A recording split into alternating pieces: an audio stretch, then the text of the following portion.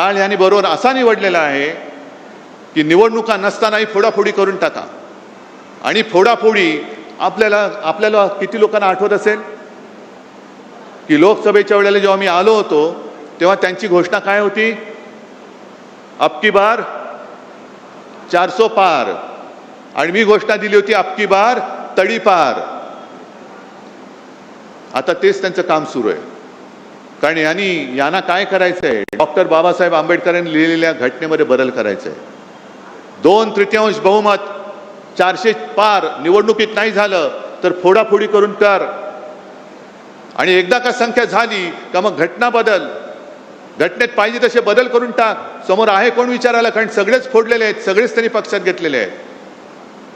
ही सगळी गुलामगिरीची राजवट आणि हुकुमशाहीची राजवट ही रोखण्यासाठी बाकी देश उठेल तेव्हा उठेल, पेटेल तेव्हा पेटेल, पण निदान साधू संतांची परंपरा लाभलेला, उगाच आपण बोलत नाही शाहू फुले आंबेडकर, छत्रपती शिवाजी महाराज, तो परंपरेला लाभलेला महाराष्ट्र हा जागा राहणार आहे की नाही आणि त्यांच्या समोर उभा राहून त्यांना प्रश्न विचारणार आहे की नाही, हा प्रश्न मी तुम्हाला विचारतोय.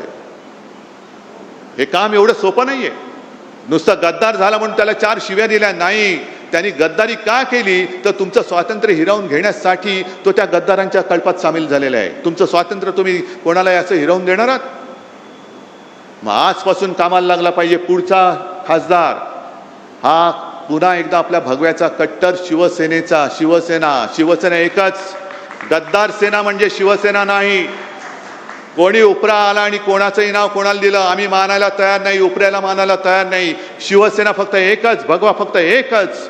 आणि त्या भगव्याचा शिवसेनेचाच खासदार 2 वर्षांनी 3 वर्षांनी, कारण हिंमत तर होणार नाही राजीनामा देण्याची, जेव्हा केव्हा निवडणूक होईल तेव्हा परत आपला खासदार निवडून आणण्यासाठी आजपासून तयारीला लागा.